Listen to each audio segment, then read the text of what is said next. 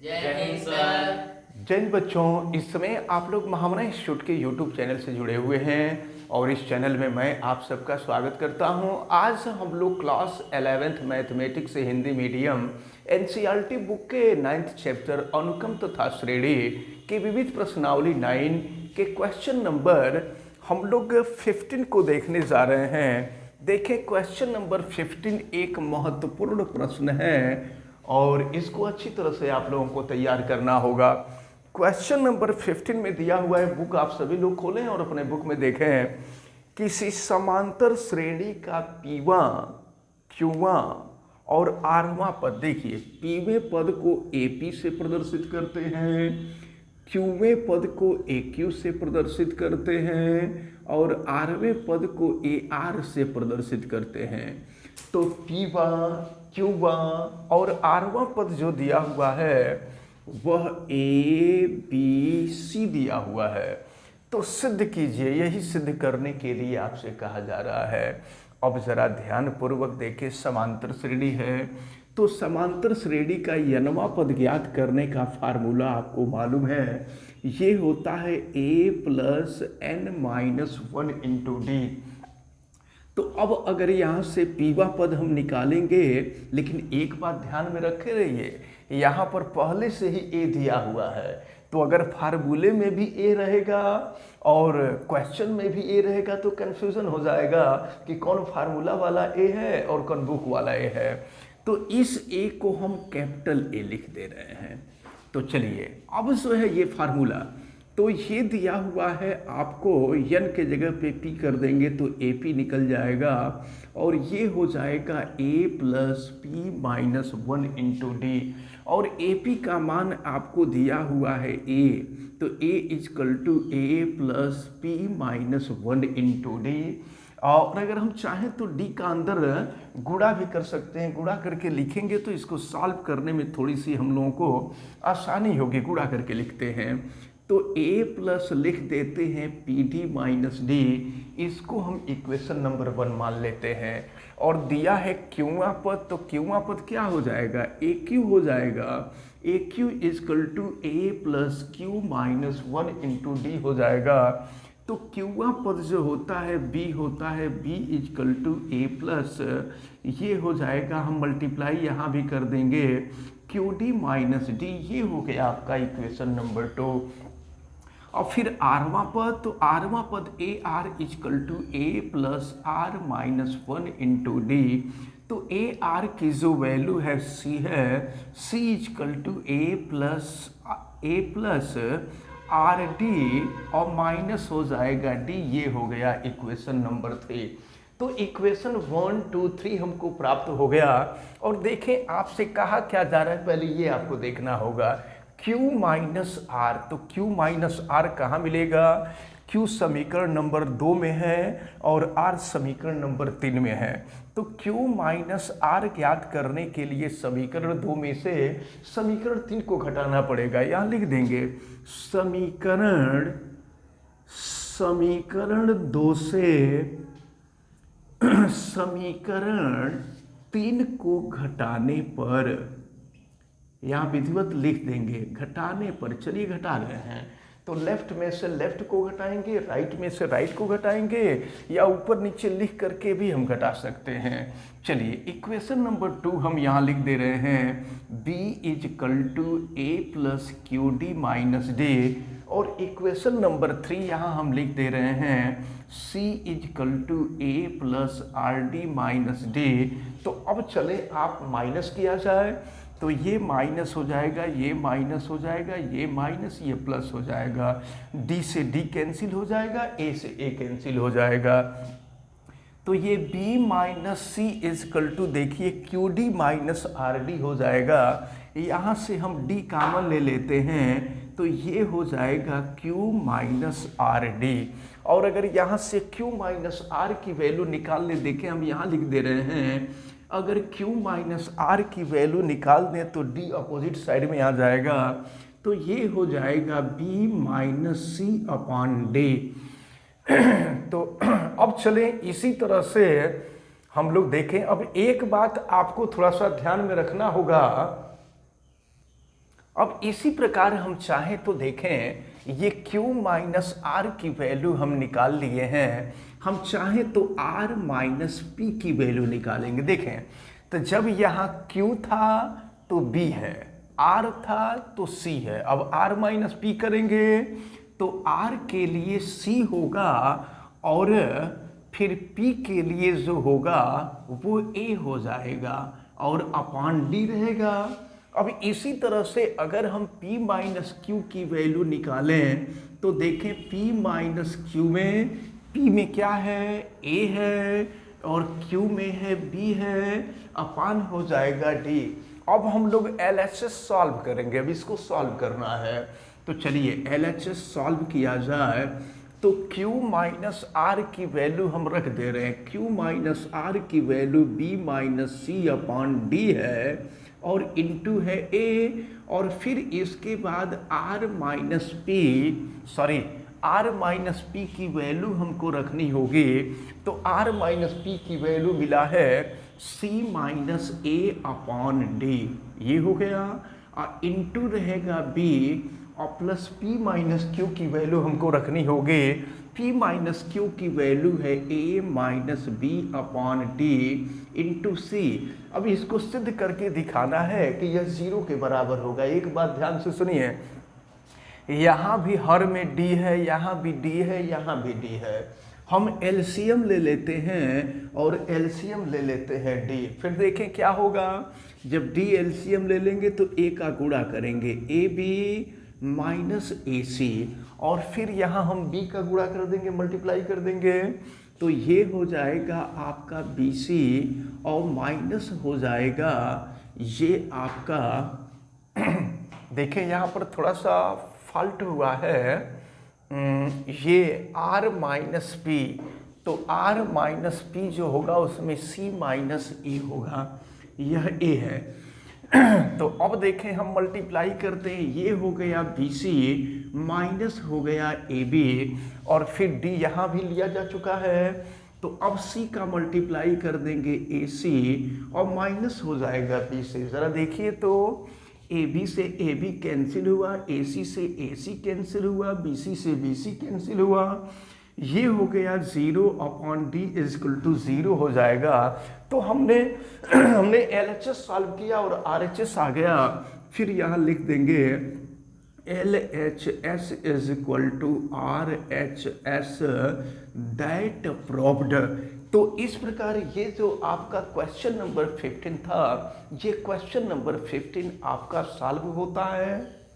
देखते हैं question number 16। यहाँ दिया हुआ है a 1 upon B plus 1 upon C, फिर b 1 upon C plus 1 upon a, और फिर c 1 upon a plus 1 upon b समांतर श्रेणी में है। तो सिद्ध कर दीजिए कि a b c समांतर श्रेणी में होंगे। तो अब देखें, इसको दिया है कि यह समांतर श्रेणी में है। एक बात हम आपको बता दें कि अगर समांतर श्रेणी के प्रत्येक पद में कुछ परिवर्तन किया जाए, यानी प्रत्येक पद में कुछ जोड़ दिया जाए, प्रत्येक पद में से कुछ घटा दिया जाए, प्रत्येक पद में भाग दे दिया जाए, तो समांतर श्रेणी में कोई परिवर्तन नहीं होता है, वह समांतर श्रेणी ही होती है। तो देखिए एक काम करते हैं, पहले वाले में 1 अपान ए, दूसरे वाले में 1 अपान बी और तीसरे वाले में 1 अपान सी हम जोड़ देते हैं। तो ये हो जाएगा ए, देखिए इसमें 1 अपान ए जोड़ रहे हैं, और 1 अपान बी प्लस 1 अपान सी तो पहले से है, और फिर भी इसमें 1 अपान बी जोड़ दे रहे हैं, तो 1 अपान ए पहले से है, 1 अपान बी हम जोड़ दिए और 1 अपान सी आ गया। इसी तरह से यहाँ पर 1 अपान ए और 1 अपान बी पहले से है, इसमें हमने 1 अपान सी जोड़ दिया, तो ये भी समांतर श्रेणी में है। अब देखिए, अब हम चाहे तो प्रत्येक पद में किसी निश्चित संख्या से भाग दे सकते हैं। तो प्रत्येक पद में हम 1 अपान ए plus 1 upon B plus 1 upon सी से भाग दे देते हैं, डिवाइड कर देते हैं। तो जब भाग दे देंगे तो क्या मिलेगा, देखिए इससे भाग दे देंगे तो ए बचेगा, फिर यहाँ बी बचेगा और यहाँ सी बचेगा और ये भी समांतर श्रेणी में होंगे। क्योंकि हम लोगों को यही सिद्ध करना था कि अगर ये समांतर श्रेणी में है तो सिद्ध कर दीजिए कि ये भी समांतर श्रेणी में होगा, और हम लोग सिद्ध कर लिए कि ए बी सी समांतर श्रेणी में होंगे। अब हम देखते हैं क्वेश्चन नंबर 17। यहाँ दिया हुआ है कि ए बी सी डी गुणोत्तर श्रेणी में। देखिए ए बी सी डी ये गुणोत्तर श्रेणी में है, तो जरा ध्यान से देखिए, अगर ए बी सी डी गुणोत्तर श्रेणी में है तो इसके सर्वानुपात आपस में बराबर होंगे, और सर्वानुपात आपस में बराबर होंगे यानी b by A is equal to C by B is equal to D by C is equal to R होगा। क्योंकि इसकी ज़रूरत जो है हमको पड़ी थी, और इसके पहले भी एक क्वेश्चन हम लोग देखे थे, एक दो क्वेश्चन देखे थे जिसमें हम लोग ये काम किए थे। तो चलिए पहले और लास्ट वाले को अगर हम लें तो b इज इक्वल टू हो जाएगा ए आर। फिर इसके बाद दूसरे और लास्ट वाले को लें तो c is equal to B R, B की वैल्यू रख देते हैं ए आर इंटू आर, ये हो जाएगा ए आर स्क्वायर। इसके बाद तीसरे और लास्ट वाले को लेते हैं तो d इज इक्वल टू हो जाएगा सी आर, सी की वैल्यू रख देते हैं A R square into R, तो ये हो जाएगा ए आर क्यूब। अब ज़रा ध्यानपूर्वक देखें, हमको ए बी सी डी की वैल्यू फाइंड हो गई, तो क्या सिद्ध करना था? सिद्ध करना था A to the power n plus B to the power n, और फिर B to the power n plus C to the power n, और फिर C to the power n और plus D to the power n। इसको सिद्ध करना है कि ये गुणोत्तर श्रेणी में होंगे। प्रश्न को ज़रा बढ़िया समझ लीजिए, अगर ए बी सी डी गुणोत्तर श्रेणी में है तो इसको सिद्ध करना है कि गुणोत्तर श्रेणी में होंगे। तो जानते हैं ये गुणोत्तर श्रेणी में कब होगा? गुणोत्तर श्रेणी में कब तब होगा जब इसके सर्वानुपात आपस में बराबर होंगे। तो अगर इसके सर्वानुपात आपस में बराबर होंगे तो b to the power n plus c to the power n upon a to the power n plus b to the power n is equal to c to the power n plus d to the power n upon b to the power n plus c to the power n। तो अगर ये गुणोत्तर श्रेणी में होंगे तो ये rule follow होगा। तो अब देखिए, अब हम यहाँ मल्टीप्लाई कर देते हैं। तो मल्टीप्लाई करेंगे तो जो यहाँ है वही चीज़ यहाँ है, ये हो जाएगा b to the power n plus c to the power n whole का स्क्वायर, और यहाँ हम क्रॉस मल्टीप्लिकेशन कर देते हैं तो a का पावर n प्लस b का पावर n और इंटू हो जाएगा c to the power n plus d to the power n। अब जानते हैं हम लोग क्या करें, यहाँ पर ए बी सी डी की जो वैल्यू है ना, ए बी सी डी की वैल्यू रख दें तो ये सॉल्व हो जाएगा। जरा देखिए b to the power n, तो b to the power n b की वैल्यू है ए आर, तो ए आर का पावर n हो जाएगा। फिर c की जो वैल्यू है वो ए आर स्क्वायर है, तो A R square to the power n हो जाएगा, और फिर हो जाएगा होल का स्क्वायर। फिर यहाँ देखें a का पावर n और प्लस b के जगह पे हो जाएगा A R to the power n, और फिर c के जगह पे हो जाएगा A R square to the power n, और d की वैल्यू आपने देखा है ए आर क्यूब है, तो ये A R cube to the power n हो जाएगा। अब देखें आगे इसको सॉल्व करते हैं और देखते हैं फिर क्या मिलता है। तो यहाँ देखिए ये हो जाएगा, यहाँ ए आर का पावर n है तो सबको अलग अलग कर देते हैं, तो a का पावर n r का पावर n हो जाएगा, और फिर इसको हम देखें तो a का पावर n r का पावर हो जाएगा 2n, और फिर यहाँ देखते हैं तो यहाँ पर जो प्राप्त हो रहा है, देखें a का पावर n और प्लस ये देखें a का पावर n r का पावर n, ये a का पावर n r का पावर n हो गया। अब इसके बाद ज़रा देखें ए आर स्क्वायर का पावर n करें तो ये हो जाएगा a का पावर n r का पावर 2n हो जाएगा। और फिर देखें अब नीचे लिखते हैं क्योंकि वहाँ देखने में आप लोगों को दिक्कत हो रही है, तो इसको सेकंड वाले को हम लिखते हैं, ये जो सेकंड वाला है तो ये फर्स्ट वाला तो लिख चुके हैं, अब सेकंड वाले को यहाँ नीचे लिख दे रहे हैं। तो a का पावर n, r का पावर हो जाएगा 2n और प्लस ये हो गया आपका a का पावर n, और फिर देखिए r का पावर हो जाएगा 3n, r का पावर 3n। चलिए अब सॉल्व कर लेते हैं इसको। तो अब जो है यहाँ से अगर हम a का पावर n, देखिए कॉमन क्या मिलता है, a का पावर n, लेकिन यहाँ पे स्क्वायर था। तो अब यहाँ से अगर हम a का पावर n और r का पावर n कॉमन लेते हैं तो देखिए a का पावर n, r का पावर n कॉमन ले लिए तो क्या बचा 1 प्लस, और यहाँ से निकल चुका है 2, तो ये हो जाएगा r स्क्वायर का स्क्वायर हो जाएगा, सॉरी होल का स्क्वायर हो जाएगा।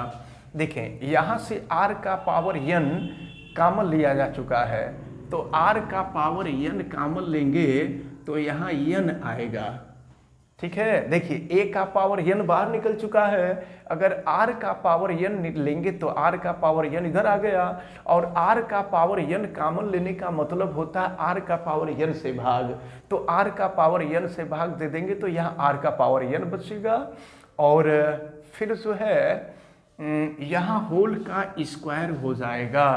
तो अब जरा देखें, अब जो है देखें, अब ये तो होल का स्क्वायर रहेगा ही, यहाँ पर देखें a का पावर n कॉमन है, तो यहाँ से हम a का पावर n अगर कॉमन लेते हैं तो 1 प्लस r का पावर n हो जाएगा, और फिर यहाँ से देखिए क्या कॉमन मिल रहा है, तो यहाँ से हम कॉमन ले रहे हैं a का पावर n और r का पावर 2n कॉमन ले रहे हैं, तो फिर यहाँ बचेगा 1 प्लस r का पावर n। फिर यहाँ देखिए अब सबका स्क्वायर करते हैं, या लेफ्ट का स्क्वायर कर देंगे, तो जब लेफ्ट का हम लोग स्क्वायर कर देंगे तो फिर देखें क्या मिलेगा, a का पावर 2n हो जाएगा, r का पावर 2n हो जाएगा, 1 प्लस r का पावर n का स्क्वायर हो जाएगा, फिर a का पावर n, a का पावर n, a का पावर 2n हो गया, और ये r का पावर 2n है, यहाँ 1 प्लस r का पावर n और यहाँ भी 1 प्लस r का पावर n है, तो ये स्क्वायर हो जाएगा। तो इस प्रकार आप देख रहे हैं कि लेफ्ट और राइट दोनों इक्वल आ गया, तो हम कह सकते हैं ये लेफ्ट राइट इक्वल हमने बताया था कि ये कंडीशन तभी आती है जब ये गुणोत्तर श्रेणी में होते हैं। तो अब यहाँ लिख दिया जाएगा लास्ट में कि अतः a का पावर n प्लस b का पावर n, फिर b का पावर n प्लस c का पावर n, और फिर c का पावर n प्लस d का पावर n गुणोत्तर श्रेणी में है, गुणोत्तर श्रेणी में है, यही हम लोगों को सिद्ध करना था। यहाँ हम लिख देंगे दैट प्रूव्ड। तो इस प्रकार ये जो आपका क्वेश्चन नंबर 17 था, ये क्वेश्चन नंबर 17 सॉल्व होता है। अब हम लोग क्वेश्चन नंबर 18 को देखेंगे। देखिए क्वेश्चन नंबर 18 में दिया हुआ है आपको, यदि x square minus 3x plus p is equal to 0 के मूल ab है, इसका मूल ab है, तो आप पढ़े हैं द्विघात समीकरण में कक्षा हाई स्कूल में कि मूलों का जो योग होता है वह माइनस b बाई a के इक्वल होता है, तो माइनस होगा और फिर यहाँ -3 है तो ये 3 हो जाएगा, और मूलों का जो गुणनफल होता है वह c बाई a के इक्वल होता है, तो यहाँ c के जगह पे p है और a की वैल्यू 1 है, एक्स स्क्वायर का गुणांक a होता है। तो ये पहले वाले समीकरण से हो गया। अब देखें तथा x square minus 12x plus q is equal to 0, इसके मूल cd है। पहले वाले समीकरण के मूल ab थे और दूसरे वाले के जो मूल हैं वो cd हैं, तो यहाँ देखें मूलों का योग जब निकालेंगे तो ये भी माइनस b बाई ए होगा, तो माइनस पहले से ही प्रेजेंट है तो ये प्लस हो जाएगा, प्लस 12 हो जाएगा, और मूलों का गुणनफल अगर आप निकालें तो q बाई ए, और a 1 है तो 1 हो जाएगा।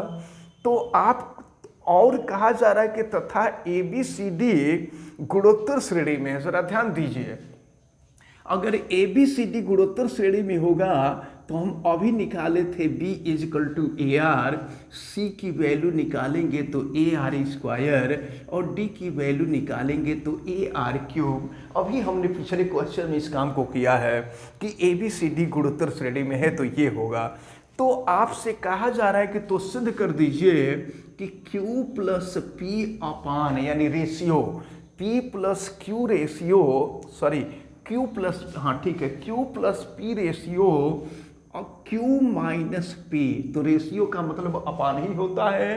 ये जो है 17 रेशियो 15 के इक्वल होगा, इसको सॉल्व करना है। तो ये भी एक महत्वपूर्ण क्वेश्चन है, इसको आप अच्छी तरह से समझ लीजिएगा। देखिए क्या दिया था कि पहला जो द्विघात समीकरण है इसके मूल ए बी हैं, दूसरे द्विघात समीकरण के मूल सी डी हैं और ए बी सी डी गुणोत्तर श्रेणी में हैं। तो सिद्ध कर दीजिए Q plus P upon Q minus P equal to 17 upon 15। महत्वपूर्ण सवाल है, कई बार एग्जाम में पूछा गया है। तो देखें, एक काम करते हैं ना, C प्लस डी में A प्लस बी से भाग दे देते हैं। इससे फायदा ये होगा कि 3 से 12 में भाग चला जाएगा तो 3 चौके 12 हो जाएगा। तो चलिए हम C प्लस डी में A प्लस बी से भाग देते हैं, तो C प्लस डी अपान लिख देंगे A plus B is equal to, right में 12 है और ये 3 है, तो 3 से इसको डिवाइड कर देंगे तो 3 चौके 12 हो जाएगा। अब हम यहाँ मान रख लेते हैं, तो C की वैल्यू है ए आर स्क्वायर और D की जो वैल्यू है वो ए आर क्यूब, नीचे A के जगह पे A होगा और B की जो वैल्यू है वह ए आर है इज इक्वल टू 4। अब ज़रा देखें, ऊपर से जो है हम कॉमन ले लेते हैं और ऊपर से कॉमन लेते हैं A, तो यहाँ R square plus R cube हो जाएगा और नीचे हम कॉमन ले लेते हैं, यहाँ देखें नीचे A कॉमन ले रहे हैं तो ये हो जाएगा 1 प्लस आर। लेकिन एक काम करना चाहिए था, देखिए यहाँ पर थोड़ी सी गड़बड़ी हम लोग कर रहे हैं, यहाँ से ए आर स्क्वायर ही कॉमन लेते हैं ऊपर से, तो ए आर स्क्वायर कॉमन ले लेंगे तो बचेगा 1 प्लस आर और नीचे से ए कॉमन ले लेंगे तो यहाँ भी बचेगा 1 प्लस आर और ये इक्वल टू 4 हो गया है। तो 1 प्लस आर से 1 प्लस आर कैंसिल हो जाएगा, ए से ए कैंसिल हो जाएगा, तो आर स्क्वायर 4, तो आर की वैल्यू निकालेंगे तो प्लस माइनस 2 हो जाएगा। लेकिन देखिए हम आर की वैल्यू जो है +2 मान करके ही चल रहे हैं, हम पॉजिटिव वैल्यू ले करके चल रहे हैं। अब देखिए, अब आपको सिद्ध, अच्छा एक काम करते हैं, जब r की वैल्यू हमको मालूम हो गई तो हम जो है a की वैल्यू भी निकाल सकते हैं। तो चलिए हम r का मान रख देते हैं ये a प्लस बी में। ज़रा देखिए, तो a की जो वैल्यू है a और b के जगह पे था ए आर और ये इक्वल टू 3 दिया हुआ है। अब यहाँ पर a प्लस a और r के जगह पे हम +2 रख रहे हैं, तो +2 रखेंगे तो ये हो जाएगा 2a इक्वल टू 3, तो a प्लस 2a हो जाएगा 3a इक्वल टू 3, 3 से 3 कैंसिल हो जाएगा, a इक्वल टू 1। तो ज़रा देखें, हम प्लस ही ले रहे हैं, माइनस नहीं ले रहे हैं। तो r की वैल्यू 2 निकल गई, a की वैल्यू 1 निकल गई। अब हमको ये सिद्ध करना है Q plus P upon Q minus P. तो देखिए हम यहाँ से LHS सॉल्व करना शुरू करते हैं। Q के जगह पे देखिए Q की वैल्यू क्या है, Q की वैल्यू सी डी है, रखते हैं, बल्कि यहाँ Q plus P upon Q minus P रख करके सॉल्व करते हैं। तो Q की वैल्यू सी डी है और P की जो वैल्यू है वह ए बी है, फिर यहाँ हो जाएगा सी डी और माइनस हो जाएगा ए बी। चलिए वैल्यू रखते हैं हम यहाँ पर, देखिए सबका मान रख देते हैं। तो C की वैल्यू आपने देखा है A R square into D की वैल्यू आपने देखा है ए आर क्यूब और प्लस हो जाएगा ए, और बी की वैल्यू आपको मालूम है ए आर। फिर नीचे हम लिखते हैं सी की जो वैल्यू है वह ए आर स्क्वायर, डी की value A R Q minus A, और ये हो जाएगा बी की वैल्यू ए आर।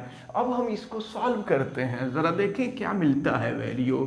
तो a इंटू ए हो जाएगा ए स्क्वायर हो जाएगा, और यहाँ r टू दी पावर 5 हो जाएगा, और प्लस यहाँ देखें ए स्क्वायर आर हो जाएगा। अब ज़रा हम नीचे आते हैं, तो ये हो जाएगा आपका A square R to the power 5 और माइनस ए स्क्वायर आर हो जाएगा। अब देखिए कॉमन लेते हैं, ऊपर से हम ए स्क्वायर आर कॉमन ले लेते हैं, नीचे से भी ए स्क्वायर आर कॉमन ले लेते हैं।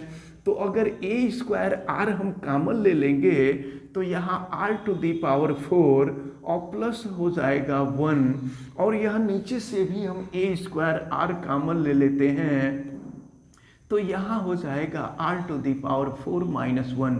ए स्क्वायर आर से ए स्क्वायर आर कैंसिल हो गया। अब देखिए यही वैल्यू निकाली जा रही है Q plus P upon Q minus P. तो ये जो वैल्यू होगी यहाँ पर देखें R to the power 4 plus 1 upon R to the power 4 minus 1। अब आर की वैल्यू हम लोग निकाल चुके हैं, आर की वैल्यू 2 है, तो देखिए 2 का पावर 4 प्लस 1 हो जाएगा, 2 का पावर 4 माइनस 1 हो जाएगा। तो 2 का पावर 4 जो होता है वो 16 होता है, आपको मालूम है। तो 16 प्लस 1 हो जाएगा, 16 माइनस 1 हो जाएगा, यानी ये 17 अपॉन 15 हो जाएगा। तो आपको यही सिद्ध करना था कि Q plus P upon Q minus P is equal to ये 17 अपॉन 15, लेकिन इसको रेशियो के रूप में लिखना था। तो Q plus P ratio Q minus P is equal to 17 ratio 15 हो जाएगा, और यही हम लोगों को सिद्ध करना था। यहाँ लास्ट में लिख देंगे दैट प्रूव्ड। तो ये जो है बहुत इम्पोर्टेंट क्वेश्चन था, इसको आपको अच्छी तरह से तैयार करना होगा, और हमें उम्मीद है कि आज जो क्वेश्चन बताए गए, क्वेश्चन नंबर 15, 16, 17, 18, ये सभी क्वेश्चन आपको अच्छी तरह से समझ में आए होंगे। आप वीडियो को लाइक ज़रूर कीजिएगा, और अगर आप चैनल पे नए हैं तो चैनल को सब्सक्राइब भी कर लीजिएगा। आप बेल आइकन को भी प्रेस करेंगे, और अगर किसी प्रकार की कोई दिक्कत समझ में आती है तो आप हमें कमेंट करके बताएंगे, और वीडियो को मैक्सिमम स्टूडेंट तक शेयर करेंगे। आप सभी लोगों का बहुत बहुत धन्यवाद। जय हिंद।